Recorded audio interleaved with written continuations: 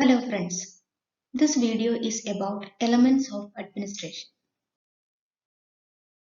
It is a very important video for you because this question has been asked many times in the previous KUHS examination.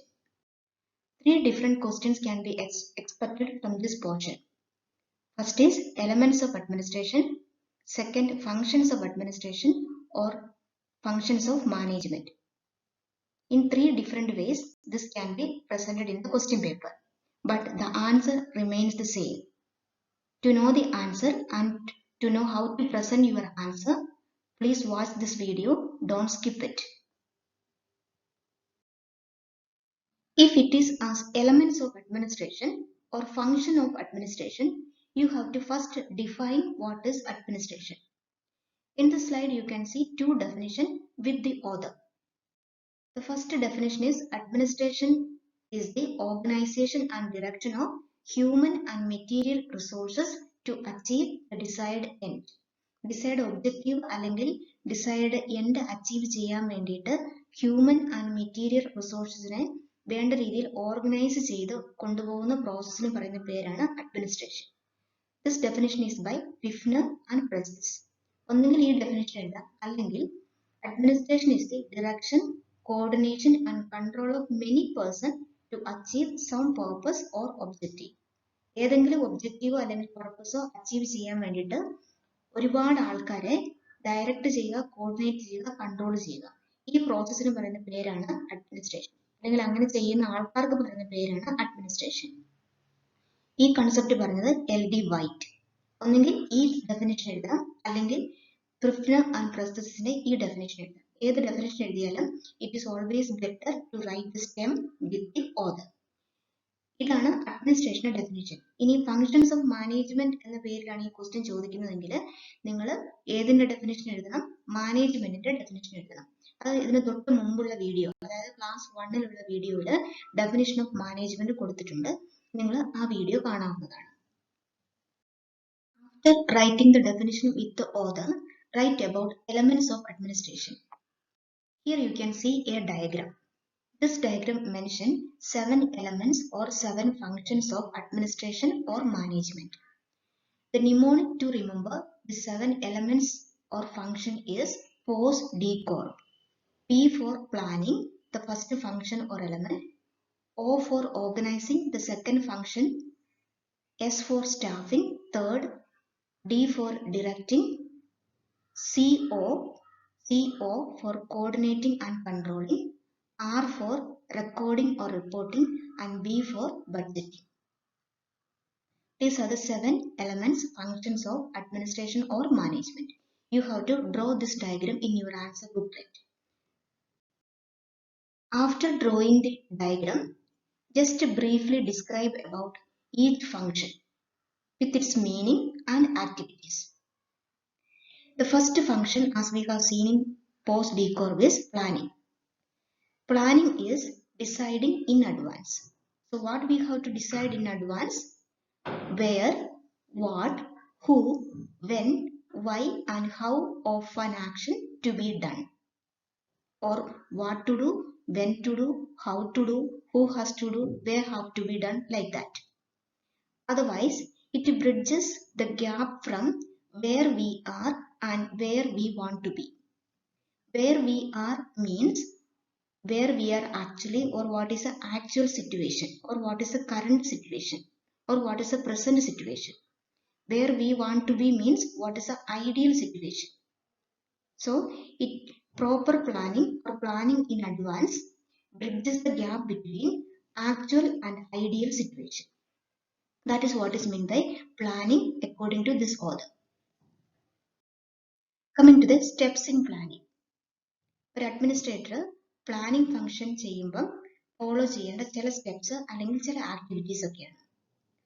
Already നമ്മൾ കണ്ടു, the administrator have to decide in advance what, where, why, how of what to be taken.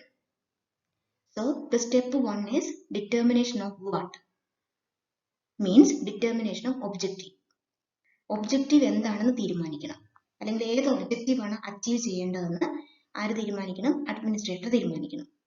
അത് കഴിഞ്ഞാൽ രണ്ടാമത്തെ step എന്ന് പറഞ്ഞാൽ establishment of planning premises. Planning premises എന്ന് പറഞ്ഞാൽ ഈ തീരുമാനിച്ചു വെച്ച ഒബ്ജക്റ്റീവ് ഏത് എൻവയോൺമെന്റിൽ അല്ലെങ്കിൽ ഏത് സിറ്റുവേഷനിൽ ഒക്കർ ചെയ്യണം, അല്ലെങ്കിൽ ഏത് സിറ്റുവേഷനിലാണ് ഈ ഒബ്ജക്റ്റീവ് അച്ചീവ് ചെയ്യേണ്ടത്, അതിനെപ്പറ്റി ഒരു പ്ലാനിംഗ് ഉണ്ടാവണം. അതാണ് establishment of planning the premises or the situation where this objective have to be achieved. അതാണ് ഡിസൈഡിങ് വെയർ, അതാണ് second step. The third step is deciding why. That means selecting the best alternative available. To achieve the objective or to achieve an objective, there may be several options available. So the administrator have to choose the best alternative available. അതെങ്ങനെയാണ് ഒരു administrator best alternative select ചെയ്യുന്നത്? By thinking the pros and cons or the advantage or drawback of each alternative or each option, or thinking about the why of each option. അങ്ങനെയാണ് ഒരു administrator best alternative select ചെയ്യുന്നത്. അപ്പോൾ objective തീരുമാനിക്കണം, അത് കഴിഞ്ഞിട്ട് the where the objective have to be met, or the administrator have to plan about the premises, then select the best alternative to achieve the objective. അതുവരെയാണ് step 3. Alternative തീരുമാനിച്ചു കഴിഞ്ഞാൽ പിന്നെ administrator തീരുമാനിക്കേണ്ടത് the when of the action. That means this alternative or option may consist of several steps or several activities that have to be take place, or several operations that have to be take place. So the administrator have to decide when it has to take place and what is the sequence of activities to take place. ആ activities എപ്പോൾ ചെയ്തു തുടങ്ങണം, ഏത് സീക്വൻസിൽ ചെയ്തു തുടങ്ങണം, അതാണ് step 4 പ്ലാനിങ്ങിൽ administrator ചെയ്യേണ്ടത്. ഇനി അത് ചെയ്തു കഴിഞ്ഞാൽ പിന്നെ സ്റ്റെപ്പ് 5 എന്ന് പറഞ്ഞാൽ എസ്റ്റിമേഷൻ ഓഫ് ഫ്യൂച്ചർ ഈവൻസ്.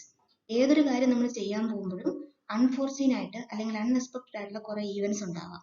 അതെന്താണെന്ന് ഒരു എസ്റ്റിമേറ്റ് ഉണ്ടാകും ആർക്ക്? അഡ്മിനിസ്ട്രേറ്ററിന്. അതാണ് estimation of what future occurrences or unforeseen occurrences can occur. That is what step 5.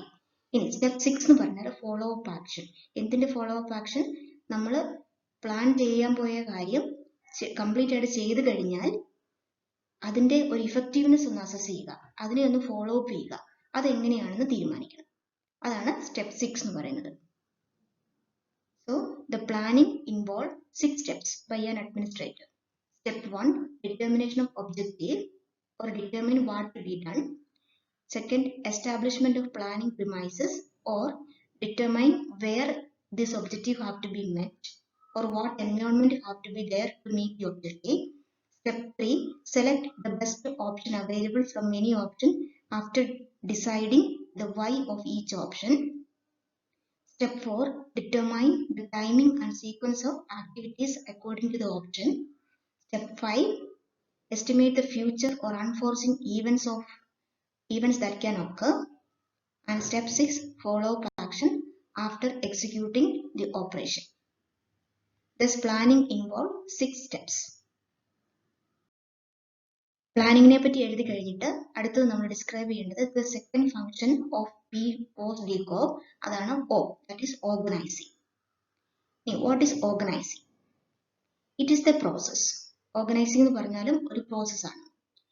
So നമ്മൾ പ്രീവിയസ്ലി കണ്ടു, ഒരു പ്രോസസ് എന്ന് പറഞ്ഞാൽ it involve many steps or many activities. So what are the steps coming under the process of organizing? It involves identifying and grouping of work to be performed, defining and delegating responsibility and authority, and establishing the relationships for the purpose of enabling people to work most efficiently. ഈ picture നിങ്ങൾ ഇവിടെ നോക്കുക. ഇവിടെ 8 ആൾക്കാരുണ്ട്. അപ്പം organising പ്രോസസ്സിലെ ആദ്യത്തെ step എന്ന് പറയുന്നത് ഐഡന്റിഫിക്കേഷൻ ഓഫ് വർക്കാണ്. ഇവിടെ നിങ്ങൾക്ക് കാണാം 8 ആൾക്കാരുണ്ട്. 8 പേരും ഓരോ വർക്കാണ് പിടിച്ചുകൊണ്ടിരിക്കുന്നത്. അതായത് 8 ആക്ടിവിറ്റീസ് ഉണ്ട്. അതാണ് identification of activities. For example, ഇനി ആക്ടിവിറ്റീസിനെ ഐഡന്റിഫൈ ചെയ്താൽ പിന്നെ ചെയ്യേണ്ടത് ഗ്രൂപ്പിംഗ് ഓഫ് വർക്കാണ്. ഗ്രൂപ്പിംഗ് ഓഫ് വർക്ക് എന്ന് പറഞ്ഞാൽ വർക്കിന്റെ സ്വഭാവം അനുസരിച്ച് അല്ലെങ്കിൽ വർക്കിന്റെ നേച്ചർ അനുസരിച്ച് അതിനെ ഗ്രൂപ്പ് ചെയ്യുക, അതിനെ ക്ലാസിഫൈ ചെയ്യുക. ഇവിടെ നിങ്ങൾക്ക് പലതരത്തിലുള്ള കളർ കാണാം. റെഡ്, യെല്ലോ, ഗ്രീൻ, ബ്ലൂ എന്ന് പറഞ്ഞാൽ റെഡ് കളറിൽ രണ്ടെണ്ണം, അതായത് ഒരേ സ്വഭാവമുള്ള രണ്ടെണ്ണം ഈ റെഡ് കളറിലുണ്ട്. യെല്ലോ കളറിൽ രണ്ടെണ്ണം ഉണ്ട്, അതിനർത്ഥം അതിന് രണ്ടിനും ഒരേ സ്വഭാവമാണ്. അതുപോലെ ബ്ലൂ കളറിൽ ഒരേ സ്വഭാവമുള്ള, അതുപോലെ ഗ്രീൻ കളിലും ഒരേ നേച്ചറുള്ള അല്ലെങ്കിൽ ഒരേ ഫീച്ചേഴ്സ് ഉള്ള വർക്കാണ് ഉള്ളത്. അതാണ് grouping of work. For example, identify ചെയ്ത് ഗ്രൂപ്പ് ചെയ്ത് കഴിഞ്ഞാൽ പിന്നെ ചെയ്യേണ്ടത് ഡിഫൈനിങ് ആൻഡ് ഡെലിഗേറ്റിംഗ് റെസ്പോൺസിബിലിറ്റി. ആ വർക്ക് ആര് ചെയ്യണം, എങ്ങനെ ചെയ്യണമെന്ന് പറഞ്ഞു കൊടുക്കുക. അതായത് ക്യാപ്പബിൾ ആയിട്ടുള്ള ആൾക്കാരെ ആ വർക്ക് ചെയ്യാൻ ഏൽപ്പിക്കുക. അതാണ് ഇവിടെ നിങ്ങൾ കാണുന്നത്. ഈ ടി എന്നുള്ള വർക്ക് ചെയ്യുന്ന ആളാണ്, ക്യാപ്പബിൾ ആയിട്ടുള്ള ആളാണ് ഇത്. അതുകൊണ്ട് ഇയാൾക്ക് ആ റെസ്പോൺസിബിലിറ്റി കൊടുത്തു. അതേ ഗ്രൂപ്പിൽ തന്നെ ഓ ആണ് അതേ ഗ്രൂപ്പിൽ വരുന്നത്, റെഡ് കളറിൽ വരുന്നത്. അത് ചെയ്യാൻ ക്യാപ്പബിൾ ഇയാളാണ്. അതുകൊണ്ട് ക്യാപ്പബിലിറ്റി ഉള്ള ആൾക്ക് ആ വർക്ക് ചെയ്യാൻ കൊടുക്കുക. അതാണ് delegation of responsibility and authority. Then അടുത്ത പാർട്ട് എന്ന് പറയുന്നത് ഓർഗനൈസിംഗ് പ്രോസസ്സിന്റെ അടുത്ത സ്റ്റെപ്പ് എന്ന് പറയുന്നത് എസ്റ്റാബ്ലിഷിംഗ് റിലേഷൻഷിപ്പ്. ഈ 8 പേരും അവരുടെ വർക്ക് കംപ്ലീറ്റ് ആയി കഴിഞ്ഞാൽ അവരുടെ വർക്കുകൾ തമ്മിലുള്ള റിലേഷൻഷിപ്പ് കണ്ടുപിടിച്ച് ആ ഗോൾ പൂർത്തിയാക്കുക. എന്ന് പറഞ്ഞാൽ ടി എന്നതിനോട് മാച്ച് ചെയ്യുന്ന ഏതാണ്? ഇ ആണ്. അതുപോലെ ഇയോട് മാച്ച് ചെയ്യുന്ന എ ആണ്. അല്ലാതെ ഇയുടെ സ്ഥാനത്ത് എം കൊണ്ടുവച്ചാൽ അത് മാച്ച് ചെയ്യല. അങ്ങനെ റിലേഷൻ അനുസരിച്ച് ജോയിൻ ചെയ്താൽ മാത്രമേ, അല്ലെങ്കിൽ റിലേഷൻഷിപ്പ് കണ്ടുപിടിച്ച് ചേർത്ത് വെച്ചാൽ മാത്രമേ എന്ത് പൂർത്തിയാവുള്ളൂ? ഈ ടീം എന്നുള്ള ഈ ഒരു വർക്ക് ഇവിടെ, അല്ലെങ്കിൽ ഒരു പ്രോജക്റ്റ് ഇവിടെ പൂർത്തിയാവുള്ളൂ. അതുപോലെ ഡബ്ല്യുവിനോട് മാച്ച് ചെയ്യുന്ന ഒ ആണ്, ഒയോട് മാച്ച് ചെയ്യുന്ന ആർ ആണ്. എന്നാൽ മാത്രമേ ഈ വർക്ക് എന്നുള്ള ഈ പ്രോജക്റ്റ് ഇവിടെ പൂർത്തിയാവുള്ളൂ. അങ്ങനെയാണ് ഈ ടീം വർക്ക് എന്നുള്ള ഈ ഒരു പ്രോജക്റ്റ് അല്ലെങ്കിൽ ഒരു ഗോൾ ഇവിടെ അച്ചീവ് ചെയ്തത്, എഫിഷ്യന്റ് ആയിട്ട് അച്ചീവ് ചെയ്തത്. അപ്പം ഇങ്ങനെയുള്ള ഒരു ഗോൾ അച്ചീവ് ചെയ്യാൻ വേണ്ടിയിട്ട് ഐഡന്റിഫൈ ചെയ്യുക, ഗ്രൂപ്പ് ചെയ്യുക, then delegate the responsibility and establish the relationship. അങ്ങനെ മൊത്തത്തിൽ നമ്മൾ പറയുന്ന പേരാണ് എന്ത്? ഓർഗനൈസിംഗ്. നമ്മൾ നേരത്തെ കണ്ടതുപോലെ ഓർഗനൈസിംഗ് എന്ന് പറഞ്ഞാൽ ഒരു പ്രോസസ്സാണ്. ഡെഫിനേഷൻ അത് നമ്മൾ കണ്ടു. അതിനകത്ത് എന്തൊക്കെ ആക്ടിവിറ്റീസ് അല്ലെങ്കിൽ എന്തൊക്കെ സ്റ്റെപ്സ് ആണ് ഈ പ്രോസസ്സിലുള്ളത്? ഒന്ന്, identification of activities to be performed. Second, grouping of activities or work. Third, delegation of authority and responsibility. And fourth, assignment of duties. After writing, planning and organizing, next you have to describe briefly about staffing. So what is staffing? Staffing is the function by which the manager build an organization through recruitment, selection and development of individual as capable employee. ഈ പിക്ചറിൽ നോക്കുക, ഇവിടെ ഒരുപാട് കാൻഡിഡേറ്റ്സിനെ നിങ്ങൾക്ക് കാണാം. അങ്ങനെ ഒരുപാട് കാൻഡിഡേറ്റ്സിനെ ഒരുമിച്ച് കൊണ്ടുവരുന്ന പ്രോസസ്സിന് അല്ലെങ്കിൽ സ്റ്റെപ്പിന് പറയുന്ന പേരാണ് recruitment. Creating A pool of appropriate candidates, that is what recruitment. Creating A pool of appropriate candidates. From the pool of appropriate candidate or from the cluster of appropriate candidate, choose the right one. That is what is selection.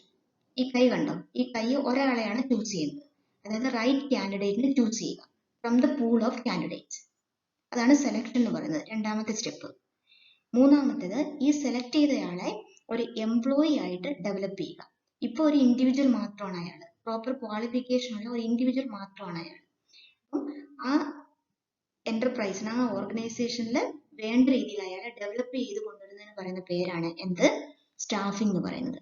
So staffing involve 3 functions: recruitment, selection and development of individual as capable employee. Coming to the steps involved in staffing. First step is manpower planning. എന്ന് പറഞ്ഞാൽ ഒരു particular ജോലി perform ചെയ്യാൻ എത്ര ആൾക്കാരെ വേണമെന്ന് തീരുമാനിക്കുക. അതാണ് manpower planning. For example, staff nurse എന്നുള്ള ഫംഗ്ഷൻ ചെയ്യാൻ വേണ്ടിയിട്ട് അല്ലെങ്കിൽ നഴ്സിംഗ് എന്നുള്ള ഫംഗ്ഷൻ ചെയ്യാൻ വേണ്ടിയിട്ട് എത്ര സ്റ്റാഫ് നഴ്സുമാർ വേണമെന്ന് തീരുമാനിക്കുക. Then second is recruitment, selection and placement. Recruitment എന്ന് പറഞ്ഞാൽ നമ്മൾ ഓൾറെഡി കണ്ടു, create a pool of suitable candidate or appropriate candidate. Selection എന്ന് പറഞ്ഞാൽ choosing the right person. Placement എന്ന് പറഞ്ഞാൽ give him a job or place him in a particular position. അതാണ് second activity in staffing. So after placing the person in the right position, we have to train and develop the person for an employee or as an employee. Then he has to be given remuneration or pay according to his performance. Periodically, the administrator have to evaluate his performance. That's performance appraisal. Performance in based promotion, transfer, the administrator have to give. So these are the activities coming under staffing. Manpower planning, recruitment, selection and placement, training and development, remuneration, performance appraisal, promotion and transfer. The fourth function under POSDCORB is D. D for directing. It means influencing people's behavior. How an administrator or a manager can influence behavior? It is through proper motivation, appropriate communication technique, establishment of group dynamics, utilizing or using appropriate leadership style and proper discipline strategies. ഈ പിക്ചറിൽ നിങ്ങൾ നോക്കുക, ഇതാണ് ഒരു manager അല്ലെങ്കിൽ administrator. പുറകിൽ കുറെ ആൾക്കാർ ഈ മാനേജറിനെ ഫോളോ ചെയ്യുന്നുണ്ട് അല്ലെങ്കിൽ മാനേജറിനെ ഒബേ ചെയ്യുന്നുണ്ട്. അതിന്റെ അർത്ഥം എന്താണ്? This manager is able to influence these employees through motivation, communication, group dynamics, leadership and discipline.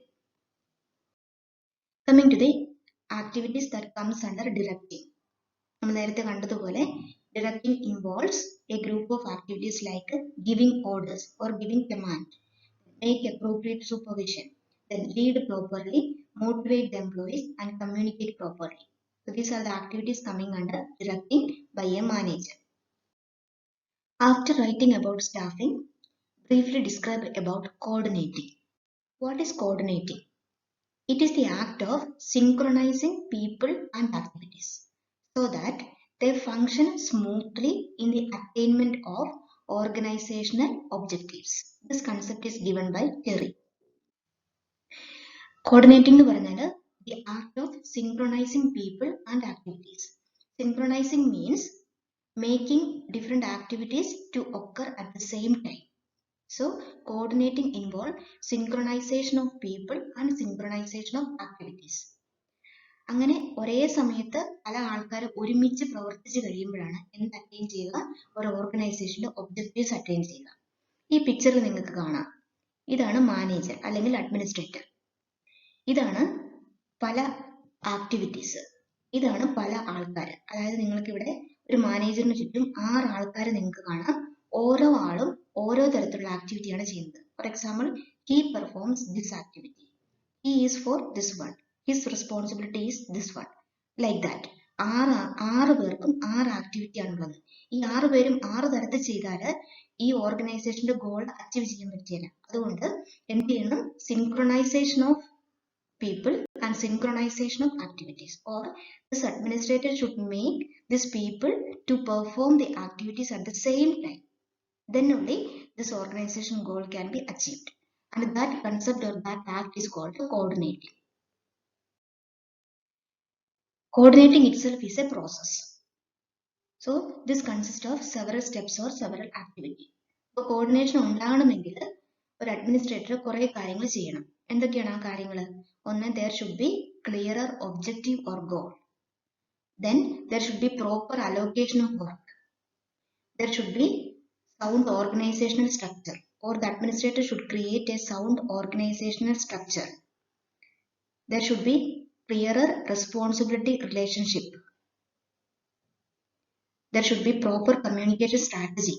Also, the administrator should use sound leadership style. ഇത്രയും കാര്യങ്ങളാണ് ഈ ഒരു അഡ്മിനിസ്ട്രേറ്റർ ഒരു കോർഡിനേറ്റിംഗ് പ്രോസസ്സിൽ അല്ലെങ്കിൽ കോർഡിനേറ്റിംഗ് ഫംഗ്ഷൻ ചെയ്യുമ്പോൾ ചെയ്യേണ്ടത്. Next is controlling. Controlling is determining what is being accomplished. In other words, it is the evaluating the performance.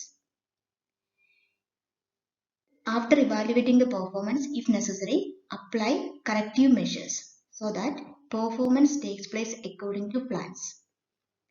Controlling means determining what is being accomplished. എത്രമാത്രം അക്കംപ്ലിഷ് ചെയ്തു അല്ലെങ്കിൽ എത്രമാത്രം attain ചെയ്തു എന്ന് ഡിറ്റർമൈൻ ചെയ്യുന്ന അല്ലെങ്കിൽ ഡിസൈഡ് ചെയ്യുന്ന പ്രോസസ്സിന് പറയുന്ന പേരാണ് കൺട്രോളിംഗ്. വേറൊരു രീതിയിൽ പറഞ്ഞാൽ evaluating the performance or performance appraise. After evaluating the performance of an employee, corrective measures can be given or can be taken so that his performance will be better or it will take place according to the plan which have been made already. അതാണ് control എന്ന് പറയുന്നത്. Evaluation of performance or performance appraisal with corrective measure. Coming to the activities or steps of controlling. 4 സ്റ്റെപ്പാണ് ഇവിടെ ഉള്ളത്. Establishment of performance standard or establishment of standards of performance എന്ന് പറഞ്ഞാൽ, for example in nursing, INC-യിൽ nursing performance standard INC ഉണ്ടാക്കിയിട്ടുണ്ട്. ഒരു example ആയിട്ട് ചൂണ്ടിക്കാണിച്ചാൽ, ഒരു സ്റ്റാൻഡേർഡ് ആണ് the nurse performs admission assessment of a patient. ഒരു പേഷ്യന്റ് അഡ്മിഷന് വേണ്ടി വരുമ്പോൾ, ഹോസ്പിറ്റൽ അഡ്മിഷന് വേണ്ടി വരുമ്പോൾ അഡ്മിഷൻ അസസ്മെന്റ് പെർഫോം ചെയ്യുന്നു. അത് ഒരു നഴ്സിന്റെ സ്റ്റാൻഡേർഡ് ആണ് എന്ന് പറഞ്ഞാൽ തീർച്ചയായിട്ടും ഒരു നഴ്സ് ചെയ്തിരിക്കേണ്ട കാര്യമാണ്. അതാണ് എസ്റ്റാബ്ലിഷ്മെന്റ് ഓഫ് സ്റ്റാൻഡേർഡ്. ഒരു എംപ്ലോയി ചെയ്യേണ്ട കാര്യം, ഐഡിയൽ ആയിട്ട് ചെയ്യേണ്ട കാര്യം ഓൾറെഡി എന്താണെന്ന് പറഞ്ഞു വയ്ക്കുക. After establishing the standard, measure the performance of the employee. എത്രമാത്രം ആ ഒരു പർട്ടിക്കുലർ കാര്യം ചെയ്യാൻ എംപ്ലോയിക്ക് എത്രമാത്രം സാധിച്ചു, അതാണ് measuring the performance or do performance appraisal. നേരത്തെ എക്സാമ്പിൾ നമ്മൾ കണ്ടത് അഡ്മിഷൻ അസസ്മെന്റ് ആണ്. അപ്പോൾ ഒരു നഴ്സിന് എത്രമാത്രം അഡ്മിഷൻ അസസ്മെന്റ് ചെയ്യാൻ വേണ്ടി സാധിച്ചു, അതാണ് measuring the performance. Then, after measuring the performance, the third activity is correcting deviation from the standard. സ്റ്റാൻഡേർഡിനനുസരിച്ചല്ല പെർഫോമൻസ് വന്നതെങ്കിൽ കറക്റ്റീവ് മെഷേഴ്സ് ഇംപ്ലിമെന്റ് ചെയ്യുക, അല്ലെങ്കിൽ ആ എംപ്ലോയിയെ കറക്റ്റ് ചെയ്യുക. വീണ്ടും ഫോർത്ത് സ്റ്റെപ്പ് ഈസ് വീണ്ടും again compare the actual result. വീണ്ടും പെർഫോമൻസ് അസസ് ചെയ്യുക. കറക്റ്റീവ് മെഷേഴ്സ് ഇംപ്ലിമെന്റ് ചെയ്തതിനു ശേഷം വീണ്ടും പെർഫോമൻസ് അസസ് ചെയ്യുക, എന്നിട്ട് സ്റ്റാൻഡേർഡുമായിട്ട് കമ്പയർ ചെയ്യുക. അങ്ങനെ ഈ സൈക്കിൾ കണ്ടിന്യൂ ചെയ്യുന്നു. അതാണ് process of control. Establishment of performance standard, measure the performance, apply corrective measures, compare the result again. That is what is controlling process. Next element of administration under POSDCORB is reporting. Reports are oral or written exchange of information between caregivers or workers in a number of ways. Report or reporting is the exchange of information. It can be done in oral, written or computerized way. It occurs between caregivers and workers. Coming to the last function under POSDCORB is budgeting. It is an estimate of income and expenditure for a set period of time in an enterprise. ഒരു സ്ഥാപനത്തിൽ ഒരു particular പീരീഡിലേക്ക് നടക്കേണ്ട income എത്രയാണ്, expenditure എത്രയാണെന്ന് estimate ചെയ്ത് വെക്കുന്നതിന് പറയുന്ന പേരാണ് budgeting. Here you can see the budgeting process, the steps of budgeting. It involves 4 steps. The first step is budget formulation. That means the concerned person formulate the draft of the budget. Second is budget approval. The superiors will review and amend the budget. Then the permission is given to enact the budget. After budget approval by the authority, next is budget execution. It means the executive or the concerned person collect the revenue or collect the income and spend the money as per the allocation made in the budget. The fourth and final step is budget oversight, that is auditing of the budget. The budget accounts are audited and audit findings are reviewed by the concerned authority. This is budgeting process. Thus we have come to the end of this discussion.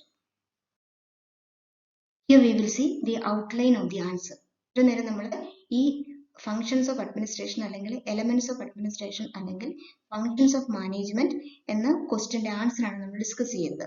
ഇതിന്റെ outline ഇങ്ങനെയിരിക്കും. അതായത് എന്തൊക്കെ കാര്യങ്ങളാണ് നിങ്ങൾ answer ഷീറ്റിൽ എഴുതേണ്ടത്. ആദ്യം definition എഴുതണം. Administration ആണ് ചോദിച്ചിരിക്കുന്നത്, അതിന്റെ ഡെഫിനിഷൻ, അല്ലെങ്കിൽ മാനേജ്മെന്റ് ആണ് ചോദിച്ചിരിക്കുന്നത്, അതിന്റെ ഡെഫിനിഷൻ എഴുതണം. അതിനുശേഷം 7 ഫംഗ്ഷൻ അല്ലെങ്കിൽ 7 എലമെന്റ്സിനെ ഡിസ്ക്രൈബ് ചെയ്യണം. ഓൾറെഡി ഒരു ഡയഗ്രാം ഈ വീഡിയോയുടെ തുടക്കത്തിലുണ്ടായിരുന്നു. ആ ഡയഗ്രാം നമ്മൾ വരയ്ക്കണം. ആ ഡയഗ്രത്തിലുള്ള ഫംഗ്ഷൻ ഓർത്തിരിക്കാനുള്ള ന്യൂമോണിക് ആണിത്. POSDCORB എന്ന് പറയും. അപ്പം P for planning, O for organising, S for staffing, D for directing, Co for coordinating or controlling, R for reporting or recording and B for budgeting. ഓരോ ഫംഗ്ഷനെയും പറ്റി നമ്മൾ അതിന്റെ മീനിങ്ങും അതിന്റെ ആക്ടിവിറ്റീസും നമ്മൾ കണ്ടു. അത് ബ്രീഫായിട്ട് ഓരോ ഫംഗ്ഷന് കീഴിലും എഴുതി വയ്ക്കും. എന്നിട്ട് അവസാനം ഒരു കൺക്ലൂഷൻ അല്ലെങ്കിൽ സമ്മറിയും കൂടി എഴുതിയാൽ ഈ ആൻസർ പൂർത്തിയായി. Thus we have come to the end of this video. നിങ്ങൾ പരമാവധി ആൾക്കാർക്ക് ഈ വീഡിയോ ഷെയർ ചെയ്ത് കൊടുക്കണം. കാരണം ബുക്കില്ലാതെയും ലൈബ്രറി പോകാൻ പറ്റാതെയും കഷ്ടപ്പെടുന്ന ഒരുപാട് വിദ്യാർത്ഥികൾ ഈ സമയത്തുണ്ട്. അവർക്കൊക്കെ ഇത് ഉപകാരപ്പെടട്ടെ. അതുപോലെ തന്നെ നിങ്ങൾ ആദ്യമായിട്ടാണ് ഈ വീഡിയോ കാണുന്നതെങ്കിൽ ഒന്ന് സബ്സ്ക്രൈബ് ചെയ്ത് ഈ ചാനലിനെ ഒന്ന് സപ്പോർട്ട് ചെയ്യണം. Thanks for listening.